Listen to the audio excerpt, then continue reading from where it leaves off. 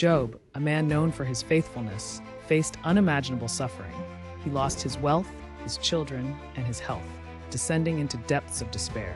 Friends accused him of wrongdoing, believing his suffering was a punishment from God. Yet, Job remained steadfast in his faith, questioning but not cursing God. He longed for an explanation, demanding a chance to plead his case before the Almighty.